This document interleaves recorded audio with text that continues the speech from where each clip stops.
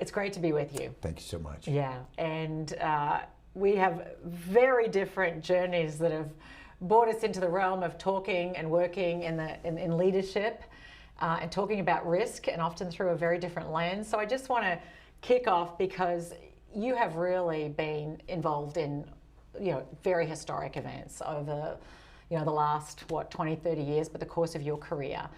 And you have your own stance and ideas around leadership. And I'm curious to know, when you think about leadership today and how we see it, what do you think that some people have as myths around leadership? Thanks so much for doing this. And I think we've arrived at many of the same conclusions about leadership, albeit from different perspectives, and arriving there. And I think that makes them more valid. And hopefully the listeners will find some of this resonates as well.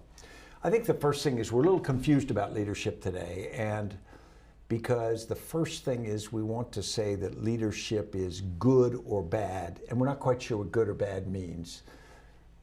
Positive or negative or righteous or evil. And when I think about leadership, I think of effectiveness, which means that someone can be a horrible person, but a very effective leader.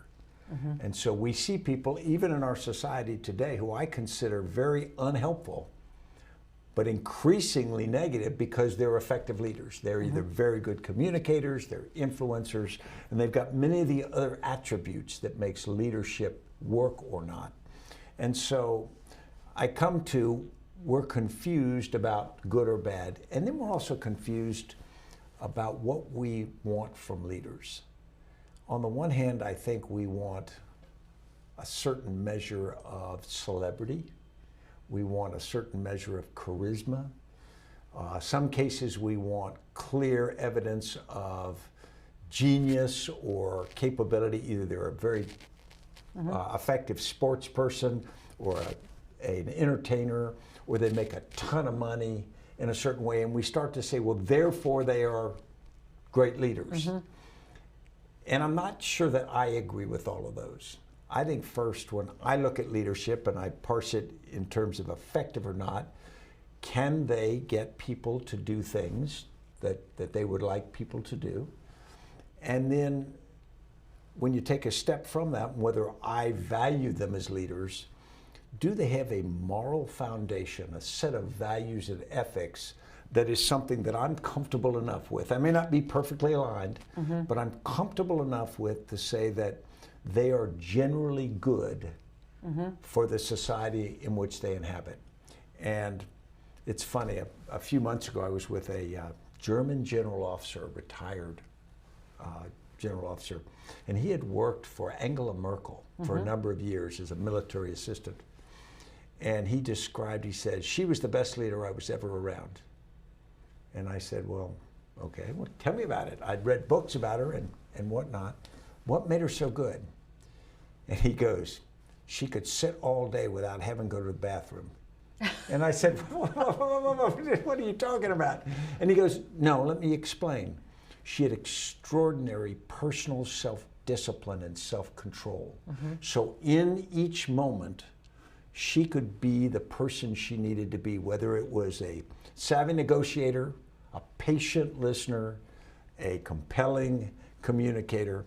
But he identified much of that rested on the fact she had this extraordinary personal self-control. And I might call that self-discipline. But I think that that is the thing about leadership that I find most important in leaders, their ability to control themselves and be the leader that they need to be. That's exactly in that moment, which is requires both self-awareness and situational awareness. Right. Yeah. And you touched on a minute ago around values. And I mean, people can have natural leadership attributes that can be honed, and some develop them, but they can be used for good or evil. I mean, we've seen evil at work. You could argue we don't have to look very far right now, and we can see it in what's going on in terrible places around the world that are suffering. And Ukraine, for instance, what's happening there. But if you think about the attributes for leadership, some people naturally tend to have more charisma. Some people tend to have that sort of bearing that you go, they look leader-like, they sound leader-like, they're very smart and they're quick. And I'm sure Angela Merkel has a very high, I know that, has a very high IQ. What she really defied what the norm was or what a leader looks like. Right. She didn't look like a leader, which is what's so wonderful. As a female leader, that's where I think having women like that rise to power is tremendous.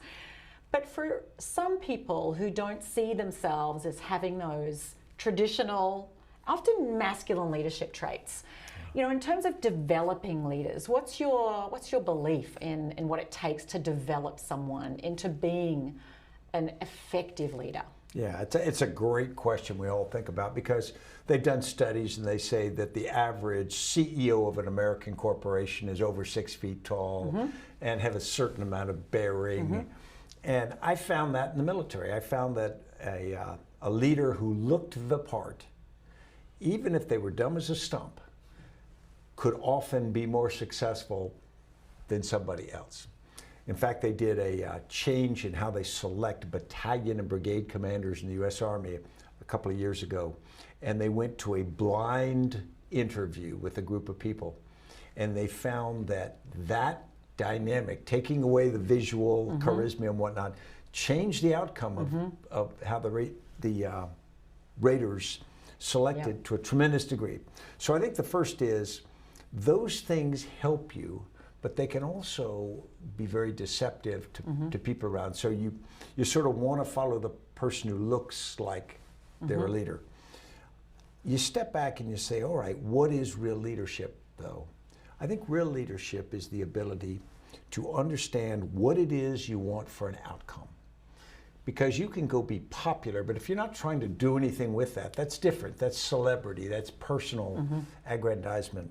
But if you are trying to move a civil rights movement forward, or you're trying to build a business, or you're trying to lead a nation, you've got a series of objectives that you need to move a group of people who may not be otherwise disposed to those. So you've got to communicate effectively with those people, you've got to have a clear narrative with them, and then you've got to provide them something that they have faith in. And while it may be the objectives and the cause, it tends to get at least partially personified in the leader. And so now the leader has to play a part. And that leadership may be as symbolic as a Joan of Arc, you know, not a great combat warrior, but an extraordinary inspirational leader in that kind of environment. Or it can be someone who is indefatigable in their constant Gandhi as he goes to, you know, you can do it in different ways, but I think people need to channel their belief in the cause through someone who symbolizes it, or a group of people who symbolize it. And that's where those leaders have to have the ability, the self-control, back to self-discipline, the personal commitment to be what it is that group needs.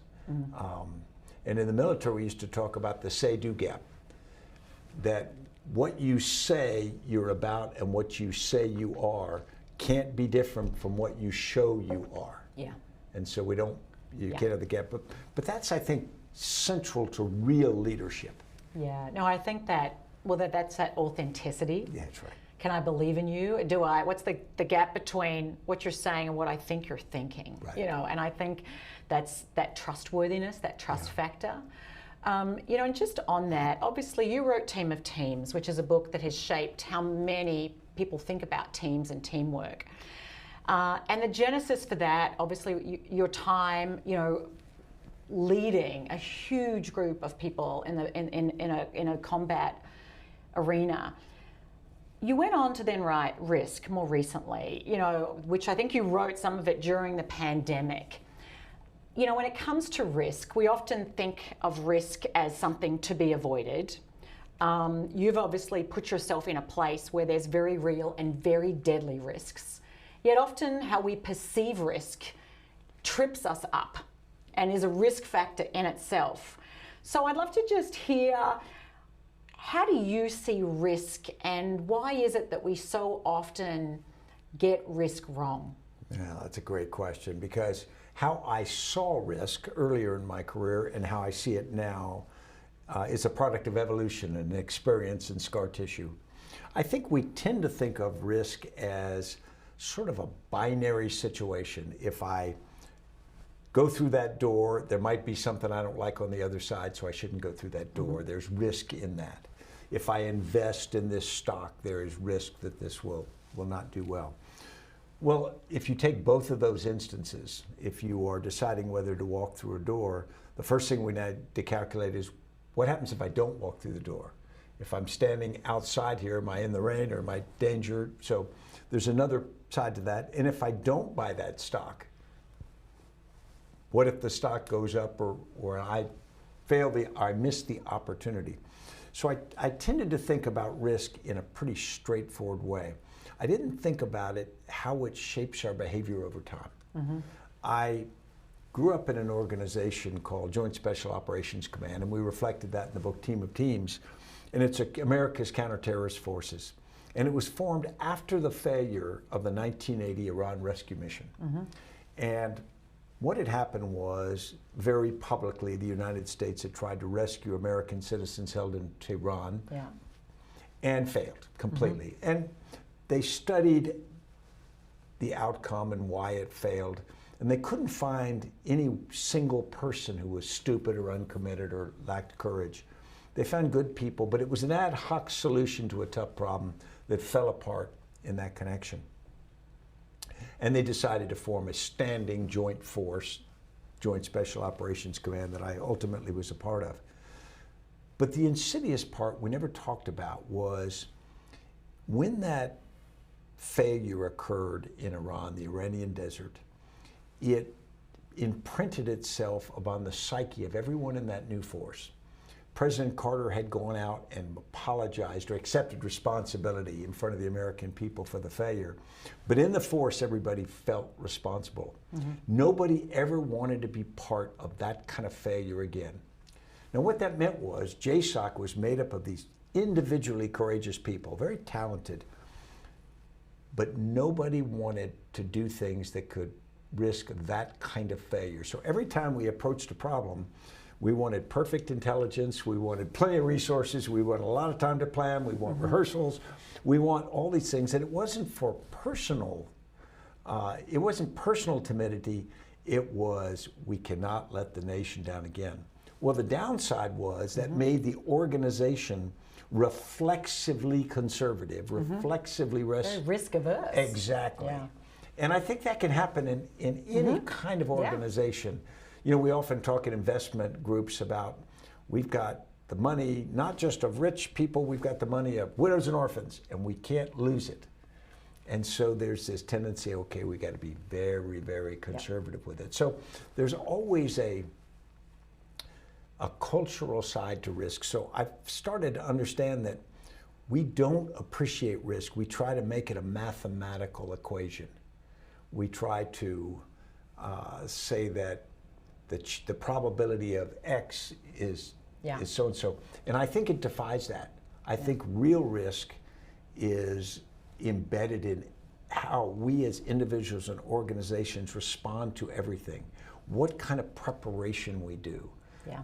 What's the status of each part? Well, I think something that I thought was really interesting when I read your book, Risk, was you said, you know, the biggest risk factor, the biggest source of risk is us. Yes. We are our biggest source of risk. And it was just a total reframing. Yeah. And I know in my work, you know, people often discount what they're putting at risk by not taking the risk. Right. They discount the cost of inaction or procrastination or that, you know, analysis by paralysis and taking a long time to get all the ducks lined up perfectly and have the perfect plan before they go in. But reframing it through that the biggest risk we have is in us, in how we anticipate, prepare for, mitigate, and even learn from the risks. And, you know, just in light of, obviously, we're now, thank you God, out the other side of this pandemic, you know, and it was a fascinating analysis in how different people handled what they saw as, obviously the risk factor in COVID-19. But, as you look at how unprepared the world was for that pandemic, when we knew that that was a possibility, how do you map that over to how you view for risk? It's very interesting because, as you mentioned, we started that book about a month before the pandemic hit. Wow. And so it became almost a beacon for us as we watched events unfold. And on the one hand, I agree, we were unprepared for the pandemic. And so, for example, in the year 2019, they had done a big Department of Health and Human Services exercise called Crimson Contagion, based upon a scenario frighteningly like what actually transpired for COVID-19. And they, over these 4 components of this exercise, they'd uncovered all kinds of weaknesses in the system. Not enough protective equipment, but also just processes and relationships for communication that they knew were not optimal. And they produced a long set of lessons learned, almost none of which were acted on before COVID-19. So on the one hand, the United States was judged the most prepared for a pandemic in the world, but they still had found all kinds of weaknesses. But if we step back and we say, were we prepared for COVID-19? And I would argue, in one sense we were, because we called it a novel coronavirus, but it wasn't novel. Coronaviruses come all the time, and they have been pandemics before. And so this one was novel, but it wasn't a new threat. And we knew also what to do about it, because we'd had, even in the lifetime of our grandparents, we'd had the Spanish flu at the end of 1918, 1919, which had killed up to 50 million people in the world. So we had learned tremendous lessons. Then we'd had the polio and other Ebola, smaller pandemics. And SARS over in Asia. Yeah. So we had medical knowledge of how to act. We had societal knowledge of what to do. And then we got a medical miracle in the case of COVID-19. We did a vaccine faster than they've ever done one. That's extraordinary. So you line all those factors up and you say, now wait a minute, we should have done really well. And then I step back and say, well, it wasn't that part that we got wrong. It wasn't a lack of knowledge. It wasn't a lack of scientific capability. It wasn't a medical failure. It was a failure because of the basic things that we've talked about before: communication, leadership, a clear narrative, the ability to overcome inertia. All of the things we tripped on were self-induced.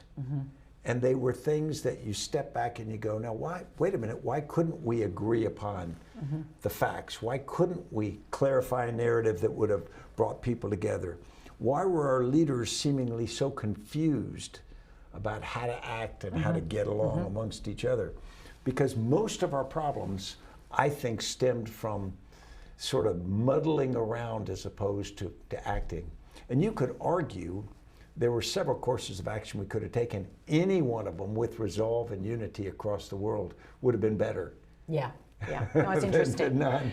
And through my lens, seeing how people reacted to at the time, and in different countries. I was living in Singapore. I have a lot of family in Australia. I'm very connected, and obviously now in the US. I moved here in 2020, and just, I mean, even in the United States, in Florida there was no COVID. It was amazing, But I of course I'm joking, but but I see some people still that may have had an underlying level of anxiety, suffering far more from their fear and anxiety than ever from the source of it, and still this disproportionate fear compared to what would have been helpful and constructive. But if we kind of map that to when you look at organizations, I think the default is generally to be risk averse. As people are deciding what to do, they usually default to playing it safe. To not launching forward, not to play to win, but to play not to lose, more of a defensive than an offensive. And so often miss out on the learning, miss out on the building networks, on the, what you gain from collaboration, on so many things. So what do you think it takes for leaders to create cultures in which people are able to be smart in the risk they're taking, recklessness, but that create a forward-leaning culture that can see risk factors for what it is, prepare plans in place. So if things start not working, you quickly head it off. What have you seen? Yeah, first, I think you're exactly right. There are people all over, at least the United States, who are terrified about the rise in crime. But the reality is, while the rise in crime in the last 2 years has gone up, over the last 20 and 30 years, it has dropped dramatically. And so if they want to go back to the good old days of when they were younger, they weren't very good. And so the first thing is, let's look at what the facts are. What are the real risks of doing something or not doing something? We had a phenomenon in the military, and it could be best embodied in what they'd call councils of war. So if you've got a situation coming together, a general will bring his commanders together and sort of throw the situation out to them. And traditionally, you start with a junior person and you go in reverse order to get everybody's opinion of what we ought to do. Well, the quip is a council of war will never decide to do anything dangerous. It reaches a lowest common denominator solution. And so what we find is groups like that will almost always be more timid. I tell people, if you'd had the Nina, Pina, and the Santa Maria, but no Christopher Columbus, they would not have gotten 50 miles outside of port. Because you need someone who decides to get that, and other people may agree with them, but you need someone to pick up and move that. That's right, to actually make a decision. So I think what we do is we sometimes put together processes, whether they are decision-making processes or risk mitigation processes, and we put together big computer programs or matrices. The military used to be really good at matrices and trying to figure out how much risk there is to something. And they always force you to the least dynamic, the least... Most cautious? That's right. Cautious would be the right term, decision, which means you automatically limit your opportunity. And so what you've got to be able to do is, and those processes are not bad. In fact, if a good military commander uses the process to flesh out, sort of smoke out all the factors, but then that commander has the courage to say, okay, I get it, but we are going to do this, which I am informed from that, but it is what the enemy is either not expecting or gives the biggest payoff. That's where I think we need to go with organizations. Yeah. It's interesting. You wrote about, I think it was when you came into Afghanistan, the apparel that was bulletproof vests and everything that they had to wear. And it was to protect people. You wanted to minimize loss of life, a noble goal. We absolutely want to minimize loss of life. And so they had all the gear, and I don't know all the names of it. Oh yeah, there's so many pieces you'd have a tough time remembering. They had all the gear, but it was so heavy that actually the weight of the gear created a risk factor. Absolutely. Because they were so weighed down. And I think, while that's a combat example, I think sometimes we can put so many measures in place to protect us from bad things, things that could hurt us, that actually that in itself slows us down to the point, or keeps us from being effective, to the point that actually that's where there's finding that sweet spot, where we have to have some level of risk tolerance. Well, that's right. How many times have you been in an organization where somebody cheats on travel, their reimbursement, and the next epistle that comes out of the headquarters says, from now on, the CEO of the company will approve every travel request and every receipt afterward, which of course causes nobody to travel because it's ridiculous. Now, what was lost by nobody traveling? When I was a lieutenant, I was in a battalion, and there, on the installation where we were, Fort Bragg, North Carolina, there would be these little checkpoints set up by the higher commander to stop military vehicles and randomly inspect their maintenance status. Now, the intent was to cause everybody to do better maintenance. And on the surface, that would do it. But in my battalion, I had a very cautious battalion commander. What he did was he said, no one can use a military vehicle unless I or my first assistant in a 600-man battalion approve that, which meant nobody could get approved. And so they used their personal vehicles or whatever. Now, the commander, you say reduce risk. The commander reduced his personal risk to his career because he didn't have vehicles from his organization getting stopped and badly raided. But he absolutely brought the battalion to a standstill. And he destroyed morale, and he created all kinds of cynicism. And that's where we often confuse, what do we really, you go back to the example of body armor that soldiers were required to wear. People say we directed they wear it to protect them. And I would almost say that sometimes we put those in to protect us up the chain, because we think we'll be held responsible if soldiers are hurt or people cheat on travel. And we confuse what the appropriate risk we should be going after really is. Yeah, no, that's interesting. When I think about risk, you talk about the threat immune system. Talk to me a little bit about that. Yeah. We came up with this when we started the risk book. We had no idea what the thesis was going to be. We just knew. But you got to publish it to sign off. And I just wanted to write a book about risk because I knew I didn't understand it, even after all the years. So we started studying. I mentioned COVID started. And pretty early, maybe 3 months in, we realized the greatest risk to us is us. Yeah. And then we drew back on some work I had done with a Yale immunologist on the human immune system. And she had taught me that the human immune system is this miracle. Yeah. It detects threats to us, it assesses them, it deals with them, responds to them, and then it learns from that. So it's better next time. And every morning, you get up, you don't worry about it. But during that day, they estimate 10,000 times every day, you take in things that could make you sick or kill you. Yeah. And so it's just extraordinary until it's not, until it doesn't work. And then, for example, everyone knows nobody ever died from HIV/AIDS. They died because they became vulnerable to things when their immune system was compromised by HIV. So we looked at this thing and we said, well, in reality, every individual and organization have what we call a risk immune system. And we gave it 10 factors, things like leadership, communication, narrative, action. And they're all just attributes of an organization that functions well. The parts connect. It's got clarity. It's got responsibility. It's got adaptability. It's got all of these things. You say, yeah, well, of course you want those. And then you step back and say, well, if all those are hitting on all cylinders, you're pretty healthy. Your body's pretty healthy. Your mind's pretty healthy. Suddenly, you're unlikely to be nearly as vulnerable to the threats that come at us. And people say, well, you know, that's kind of inward focused and that's whatnot. We should focus instead on the threats that are coming.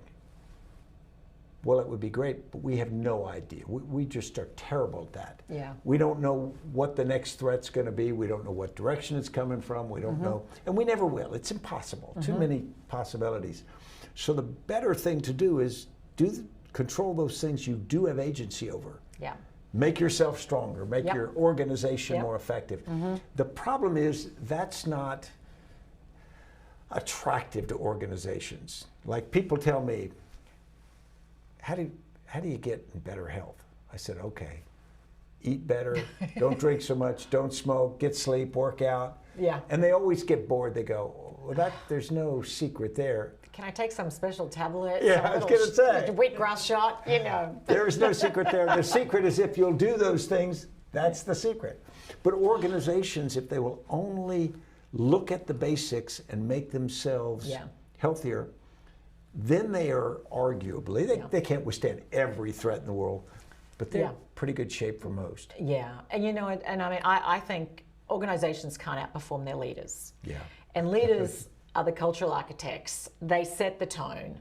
And often, I mean, we look at whether it's NASA Challenger disaster or BP's Deepwater Horizon in the Gulf, when you do the genesis of where did that problem happen, it was an environment in which people felt it was too risky to speak truth to power. And so that's where creating that environment is so essential. I mean, that is a big part of that immune system, is that cultural piece. You know, it's funny when you were talking about the physical immune system, because I grew up on a dairy farm. And I look at photos of me as a little girl. I'm just covered in dirt, and I've got one shoe on and one shoe off. I mean, I just look like I didn't have a family. And we used to just pick up cow pads and throw them at each other. I don't even remember washing our hands before dinner. I don't think we did. We shared toothbrushes. Right. Like, it was very, by today's standards, so unhygienic.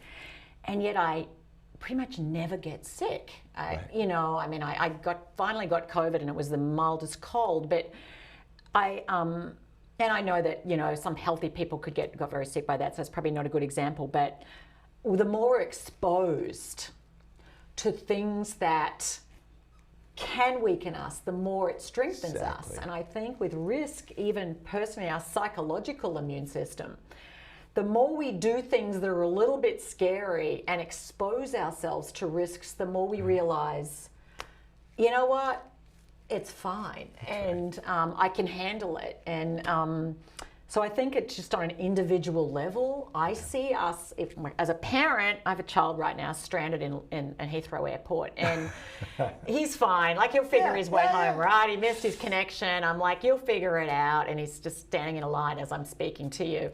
And he was traveling around the world on his own at 15. I had parents going, how could you? And I'm like, he is just a really very cool cucumber in a situation like that. It's like, I'll figure it out, you know. But I think as a society, we sometimes have come a little bit too risk averse, too comfortable, too fearful of things that actually aren't significant threats to us, that are just uncertain and unfamiliar. It's the greater threat. Traditionally, in the 19th century particularly, but well into the 20th, when they would form mass armies for war, they went to towns and farms, and they brought all these people together, and they put them in bases, usually tents that had been set up or new barracks. And they brought all these young people who had not been exposed to the full range. And so people died in droves because they didn't have immunity built up, because they just didn't interact that much. And it was sort of unavoidable in those days. But we take this back to children. When I was young, I was one of 6 children, and we, in the morning, from a pretty early age, we just went on off and played, and we did, particularly in the summer. And then about dinner time, we were expected to wander home, and nobody much checked on us. If you did that now, you'd go to jail. Your kid, if somebody found your kid, 30 feet from you, you'd go to jail. And people would say, well, people steal kids all the time. Yeah.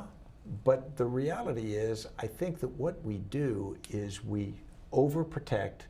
And so most young people stuck in Heathrow Airport, probably unfair, many young people would be freaking out right now. They'd be on the phone to you every 8 seconds saying, Mom, you got to solve my problem for me. That's not helpful. Yeah. They've got to be put in a position where they understand it's not likely to kill them. Might scuff them up a little bit, but the reality is they'll be stronger for it. And I think we as a society have got to think about that.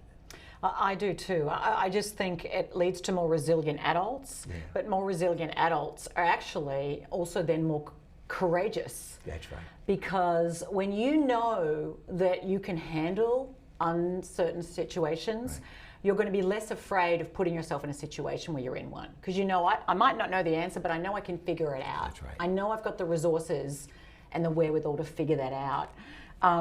So obviously I wasn't planning to talk about parenting, but I'm looking at, in terms of the workforce today and what those in leadership roles need to do. But for us to cultivate courage in others, we have to show up with it ourselves.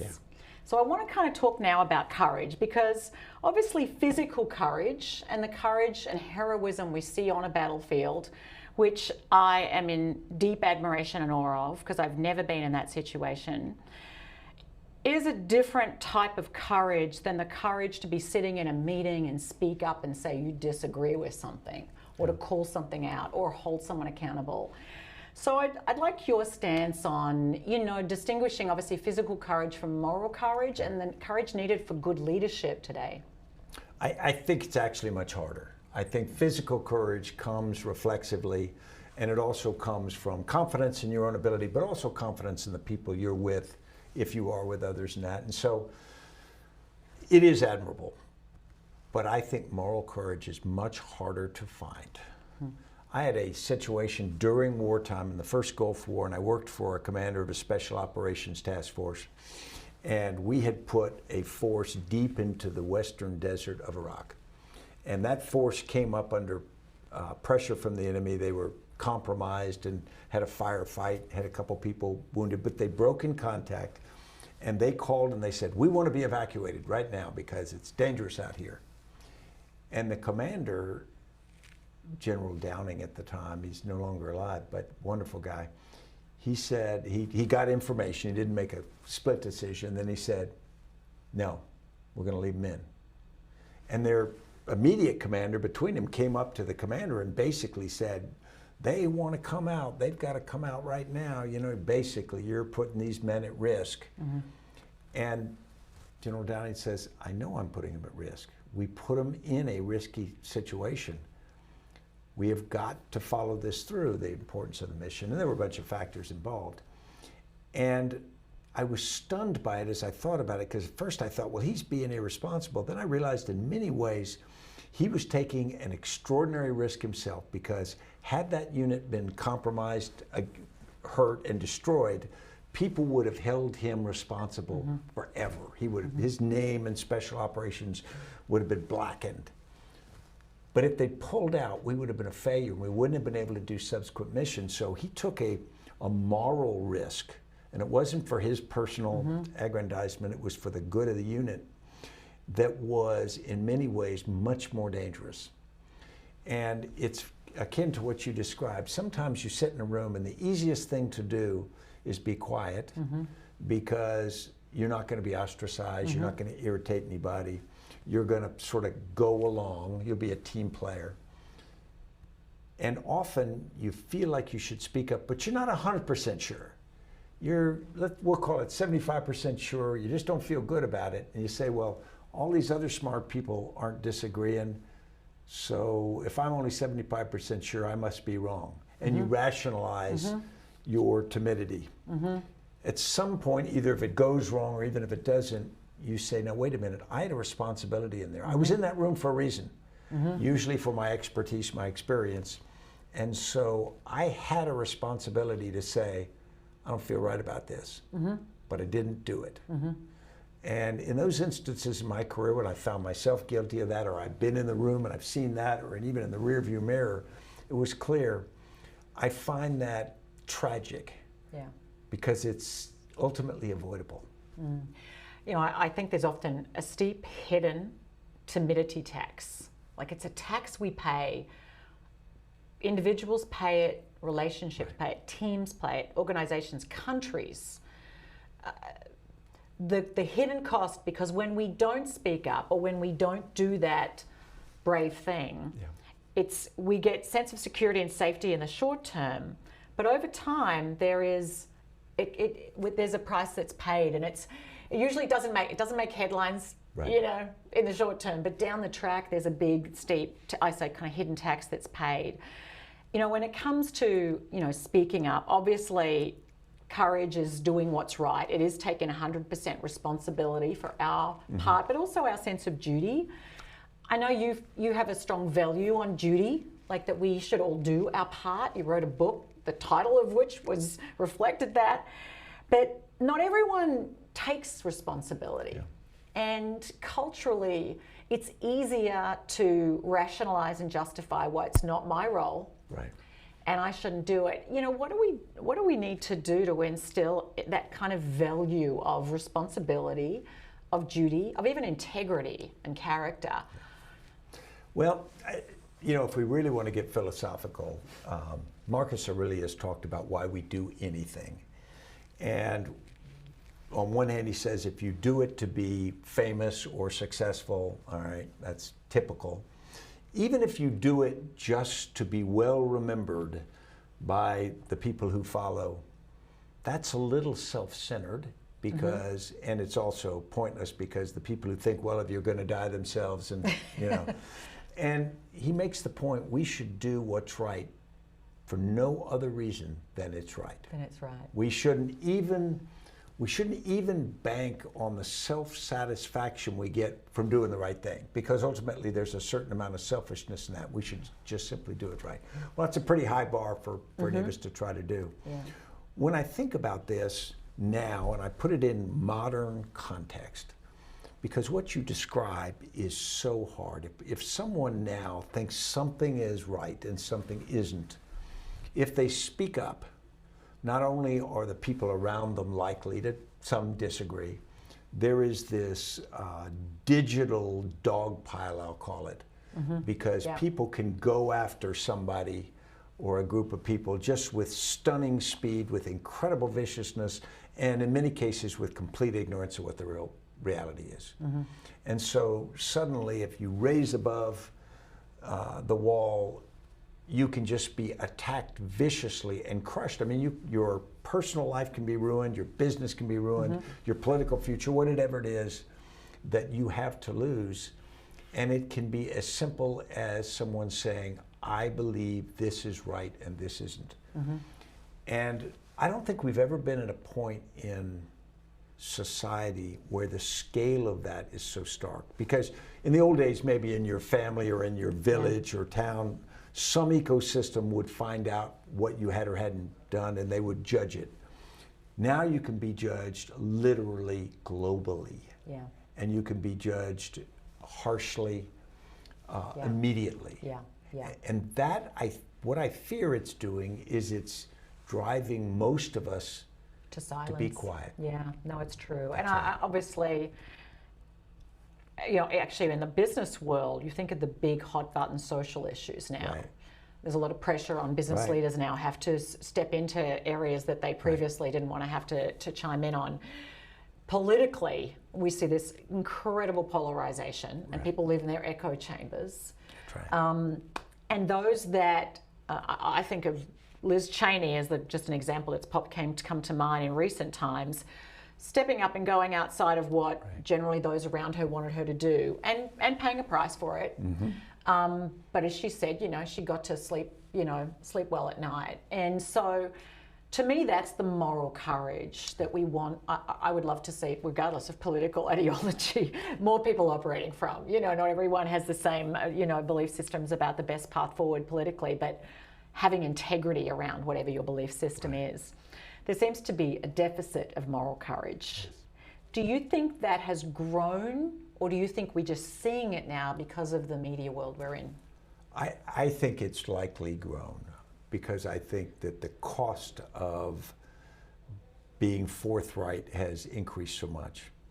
And if you take a case like Liz Cheney, who I share your feelings on, or I admire the courage in doing that, and she did pay a price.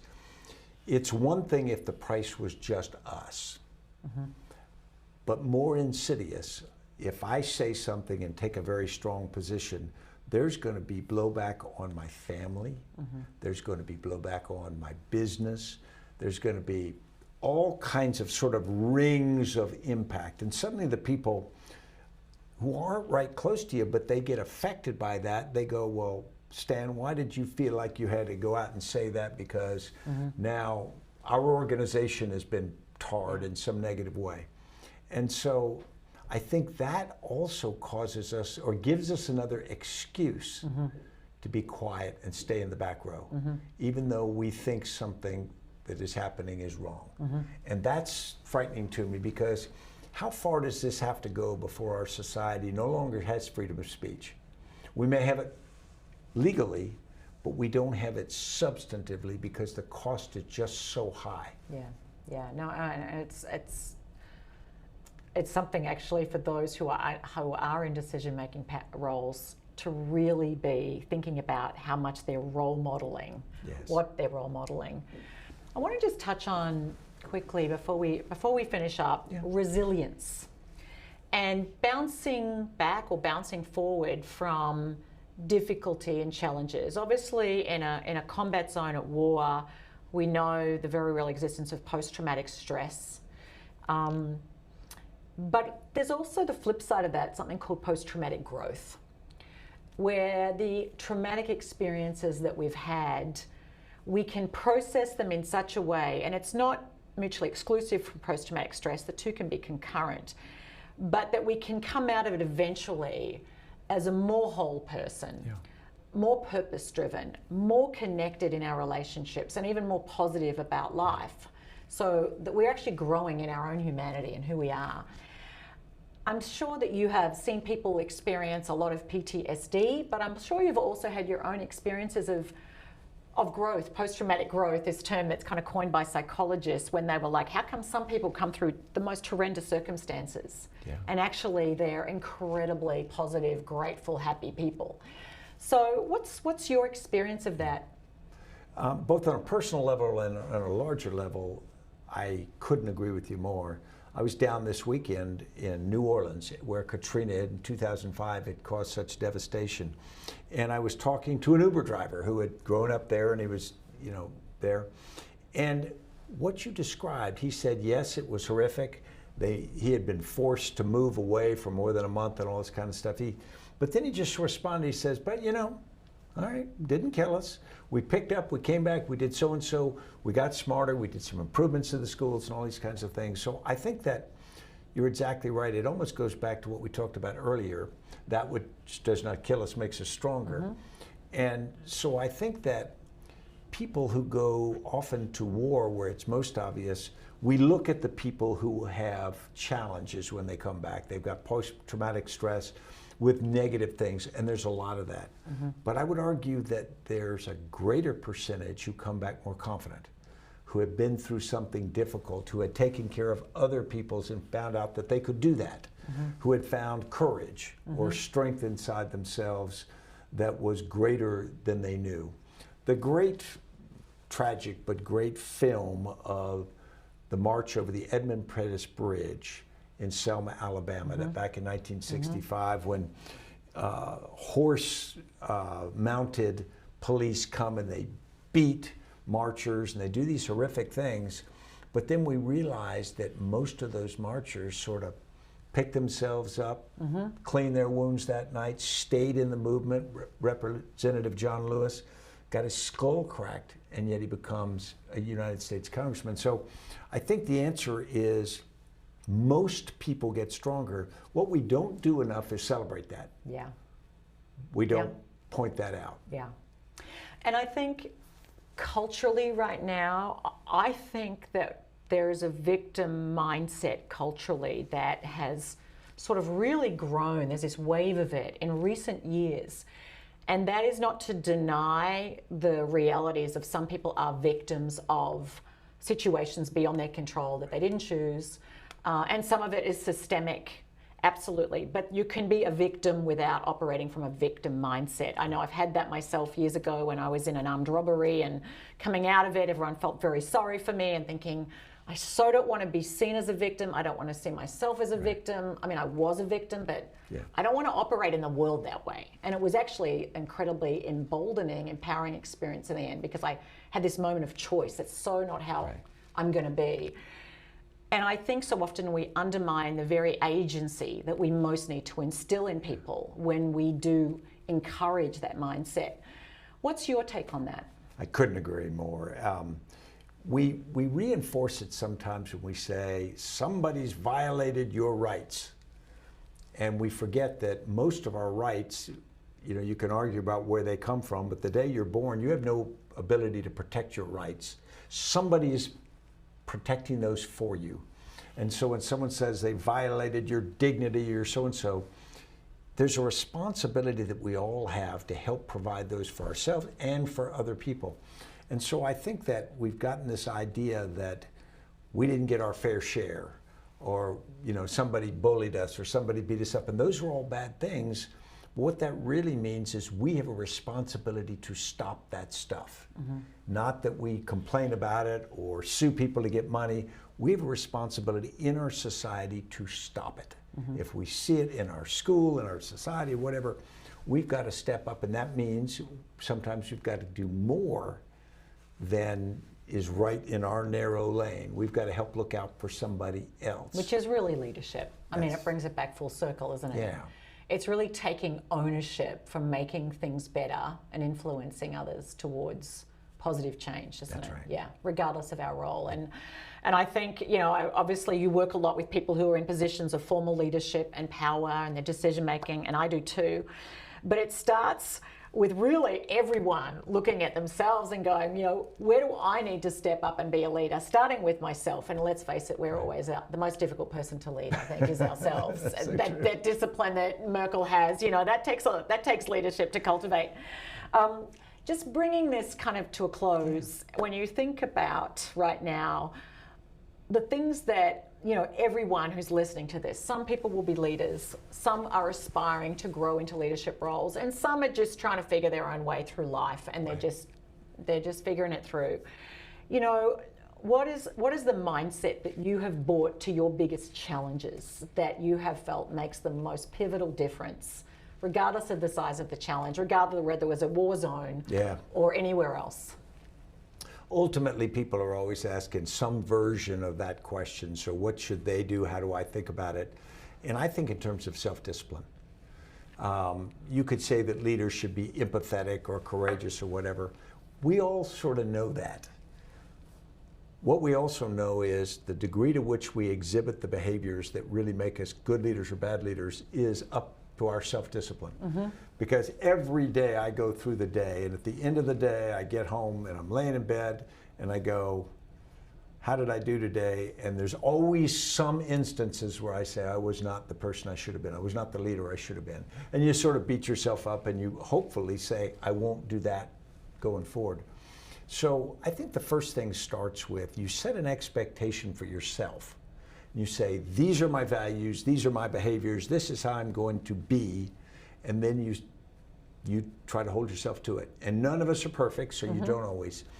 But you set that self-discipline, and then you try to be that. Now, if you don't believe you ought to be that, then it's an act anyway, and it's never going to go very far. You have to really decide things that you believe and you're willing to live and, you know, potentially die for. But if you can do that, if you can set that, and then you can set that course and imperfectly try to do it all the time, then I think it can be very satisfying. And you'll be a much better leader than you thought you could be. Yeah. You know, I often think the attributes we admire in others, they exist in us too. They might just not have been very nurtured. Right. And discipline being one that I have room for growth on myself.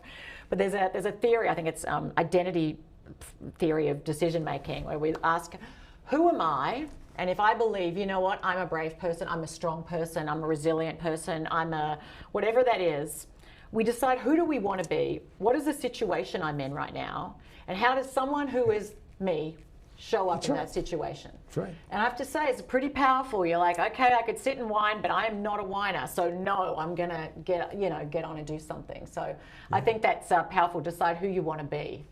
You are someone who has been very inspiring to many people, and I just want to say thank you for your time and generosity here today. Completely my honor. Thank you so much. It's been a pleasure.